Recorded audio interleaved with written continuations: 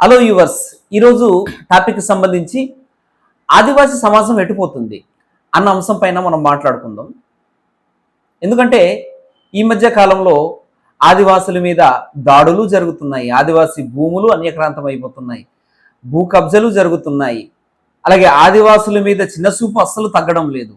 ఎవడు నోటికి వచ్చినట్టు వాడు నచ్చినట్టు మాట్లాడుతూనే ఉన్నారు ఆదివాసుల పైన. ఇది ఎందుకు ఇలా జరుగుతుంది, దీనికి కారణాలు ఏంటి అనే దాని మీద మనం ఒకసారి విశ్లేషణ చేద్దాం. భారతదేశానికి స్వాతంత్రం వచ్చి సుమారు 79 సంవత్సరాలు అవుతుందండి. ఈ భారతదేశానికి స్వతంత్రం రావడానికి కారణం ఏంటి? అందరూ కలిసికట్టుగా పోరాడడం వల్లనే కదా భారతదేశానికి స్వాతంత్రం వచ్చింది. ఏ ఒక్క వర్గం కూడా కాముగా అన్ని వర్గాలు కూడా కలిసి పోరాటం చేయడం వల్లనే దేశానికి స్వాతంత్రం అనేటువంటిది రావడం జరిగింది. స్వతంత్రం వచ్చిన తర్వాత మన భారత రాజ్యాంగం అమలయ్యి దాదాపు ఒక 76 సంవత్సరాలు అవుతుంది. భారతదేశం రాజకీయంగా, సామాజికంగా, ఆర్థికంగా అభివృద్ధి చెందడం కోసమనే ఈ యొక్క రాజ్యాంగం అనేటువంటిది రాసుకోవడం జరిగింది. భారత రాజ్యాంగంలో ఆదివాసులకి కొన్ని హక్కులు, చట్టాలు అయితే కల్పించడం జరిగింది. ఎందుకంటే ఆదివాసులు ఈ దేశ మూలవాసులు, అనాది కాలం నుంచి ఈ దేశంలోనే ఉంటున్నారు. ఆదివాసులు ఎక్కడి నుంచి వలస రావడం లేదు. ఇక్కడ ఆదివాసులకు ఇచ్చినటువంటి ముఖ్యమైన చట్టాల్లో 1959లో ల్యాండ్ ట్రాన్స్ఫర్ రెగ్యులేషన్ అనేటువంటిది ఇవ్వడం జరిగింది. భారత రాజ్యాంగాన్ని బేస్ చేసుకుని 1959లో ల్యాండ్ ట్రాన్స్ఫర్ రెగ్యులేషన్ అనేటువంటిది తీసుకురావడం జరిగింది. ఇది ఏం చెప్తుంది అంటే ఆదివాసుల భూములు అన్యక్రాంతం కాకూడదు, ఆదివాసీల భూములు దోపిడీ కాకూడదు, ఆదివాసీల సంస్కృతి భిన్నమైన సంస్కృతి, వాళ్ళని రక్షించాలి అన్న ఉద్దేశంతోనే ఈ చట్టాన్ని తీసుకొచ్చింది. అయినప్పటికీ ఆదివాసీ ప్రాంతాల్లో భూములు అన్యక్రాంతం అవుతూనే ఉన్నాయి, భూ కబ్జాలు జరుగుతూనే ఉన్నాయి. ఇలా జరుగుతున్న క్రమంలోనే మన పూర్వీకులు ఎంతో మంది పోరాటాలు సాగించారు. వారు చేసిన పోరాటాల ఫలితంగానే ఈ ప్రభుత్వాలు ఏం చేసిందంటే 1970 సంవత్సరంలో దీన్ని సవరణ చేయడం జరిగింది. అప్పటి నుంచే 1/70 చట్టంగా మనం పిలుస్తా ఉన్నాం. ఈ 1/70 చట్టం వచ్చి దాదాపు 56 సంవత్సరాలు అవుతున్నాయి. ఆ చట్టం వచ్చినప్పుడు నేను కూడా పుట్టలేదు. నేను పుట్టి పెరిగి పెద్ద అయిన తర్వాత 1/70 చట్టం కోసము చదివి అధ్యయనం చేసి అర్థం చేసుకున్నప్పటికీ ఇప్పటికీ కూడా ఆదివాసీ ప్రాంతాల్లో భూములు కబ్జాలు జరుగుతూనే ఉన్నాయి, భూములు అన్యక్రాంతాలు అవుతూనే ఉన్నాయి, ఎక్కడికక్కడ దోపిడీ జరుగుతూనే ఉన్నాయి.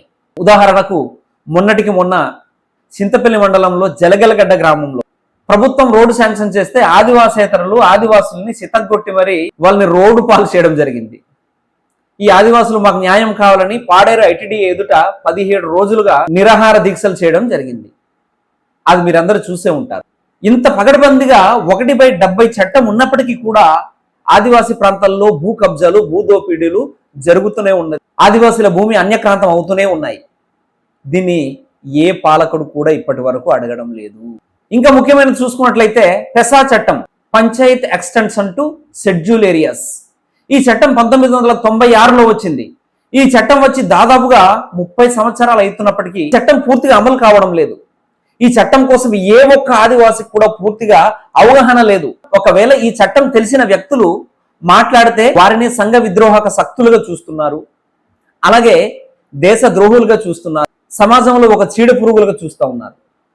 అంటే ఆదివాసి అనేవాడు వాడి చట్టం కోసం మాట్లాడకూడదు, వాడి హక్కుల కోసం మాట్లాడకూడదు, మాట్లాడితే వాడికి సరైనటువంటి శిక్షలు అమలు చేస్తూ ఉన్నారు. పెసా చట్టం ఏం చెప్తుంది? పెసా చట్టం కోసం బ్రీఫ్ గా చెప్పాలంటే స్వయం పాలన. స్వయం పాలన అంటే ఏంటి?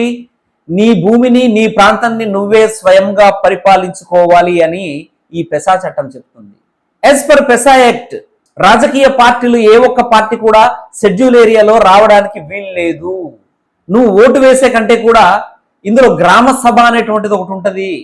ఈ గ్రామ సభ ద్వారానే వార్డు మెంబర్ నుంచి మెంబర్ ఆఫ్ పార్లమెంట్ వరకు కూడా ఎన్నుకునేటువంటి రైట్స్ కేవలం భారతదేశంలో ఆదివాసులకే ఉన్నాయి. ఓటు వేయకుండా ఇంత గొప్ప స్వయం పాలనానికి ఇచ్చినప్పుడు నువ్వు పార్టీల వెంబడి వెంపర్లాడుతూ ఇది నా పార్టీ, అది నా పార్టీ అని తిరుగుతున్నావంటే నువ్వు ఎంత బుర్ర తక్కువాడివో ఒకసారి ఆలోచించు ఆదివాసి మిత్రమా. ఒక రాష్ట్ర ముఖ్యమంత్రి కానీ, ఉప ముఖ్యమంత్రి కానీ, దేశ ప్రధానమంత్రి కానీ వీళ్ళందరూ కూడా షెడ్యూల్ ఏరియాలో నామమాత్రపు అధికారులు మాత్రమే. ఒక రాష్ట్రపతికి, గవర్నర్కి మాత్రమే సర్వ హక్కులు ఈ యొక్క ఆదివాసీ ప్రాంతం మీద, షెడ్యూల్ ఏరియా మీద ఉంటాయి. ఇది రాజ్యాంగం ఇచ్చినటువంటి హక్కు మనకు. ఇది ఆదివాసులు తెలుసుకోవాలి. అలాగే అటవీ హక్కుల చట్టం 2006లో వచ్చింది. ఆ చట్టం వచ్చి సుమారు 20 సంవత్సరాలు అవుతుంది. అడవి మీద హక్కు, అడవి మీద సంపద అన్ని కూడా అనుభవించేటువంటి రైట్స్ కేవలం ఆదివాసికే ఉంది తప్ప ఆదివాసేతరులకి లేదు. కానీ ఎప్పుడైనా అటవీ హక్కుల చట్టం కోసం మనం తెలుసుకున్నామా? లేదు. ఆ చట్టం కోసం మనకు తెలియదు కాబట్టే ఈరోజు షెడ్యూల్ ప్రాంతంలో అడవుల్ని కూడా తవ్వి మరి పెద్ద పెద్ద రోడ్లు కూడా వేసేస్తున్నారు. జాగ్రత్తగా ఉండు. ఆ రోడ్లు ఎందుకు వేస్తున్నారో తెలుసా? రేపు నీ బాక్సైట్ కూడా తీసేసి నిన్ను రోడ్డు పాలు చేస్తారు, పక్కాగా రోడ్డు పాలు చేస్తారు. ఇది జాగ్రత్తగా గుర్తుపెట్టుకో నువ్వు. ఆదివాసులు ప్రశ్నిస్తే ఒక ఎమ్మెల్యే గారు, ప్రభుత్వ విప్ అన్నమాట అతను ఏమన్నారు తెలుసా? ఆదివాసులు ఆప్నాలెడ్జ్ పీపుల్స్ అన్నాడు. బెడీ బాస్టర్డ్ అని తిట్టాడు వాడు. అంటే ఎంత పెద్ద మాట అండి. అంటే ఇన్ని హక్కులు, ఇన్ని చట్టాలు ఉన్నప్పటికీ కూడా ఆదివాసుల మీద దాడులు జరుగుతూనే ఉన్నాయి. ఆదివాసుల మీద నిరంతరం అవమానాలు, అఘాయిత్యాలు జరుగుతూనే ఉన్నాయి. ఇది గుర్తుంచుకోవాలి. 1998లో ఎస్సీ ఎస్టీ అట్రాసిటీ చట్టం అనేటువంటిది రాజ్యాంగం మనకు కల్పించింది. షెడ్యూల్ కేస్ట్ కానీ, షెడ్యూల్ తెగలు కానీ వీళ్ళు అణగారిన వర్గాలు వారు, వీరిపైన వివక్షత ఉంది. ఆ వివక్షత చూపకుండా ఉండాలంటే వీళ్ళకి సమగ్రమైన చట్టం కావాలని మనకు ఈ చట్టం తీసుకుని రావడం జరిగింది. ఇన్ని చట్టాలు ఉన్నప్పటికీ కూడా ఈ ఎస్సీల పైన, ఎస్టీల పైన దాడులు, అత్యాచారాలు, అఘాయిత్యాలు జరుగుతూనే ఉన్నాయి. మన జలగలగడ్డ గ్రామస్తులకి ఆదివాసేతరులు కొట్టేశారు. వారి మీద అట్రాసిటీ కేసు పెట్టాలి.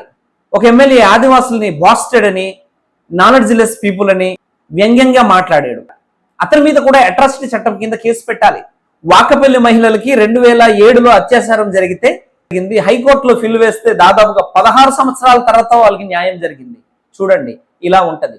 దీనికి కారణం ఏంటో తెలుసా? ఈ చట్టాల పైన మనకు పూర్తిగా అవగాహన లేకపోవడం, మన హక్కులు, మన చట్టాలు మనం తెలుసుకోకపోవడం. కాబట్టి ఓ ఆదివాసి, నీ హక్కుల కోసం నువ్వు తెలుసుకోకపోతే ఇలాంటి తిప్పలు తప్పదు. ఇది మాత్రం గుర్తుంచుకోవాలి. ఓకే, జై హింద్.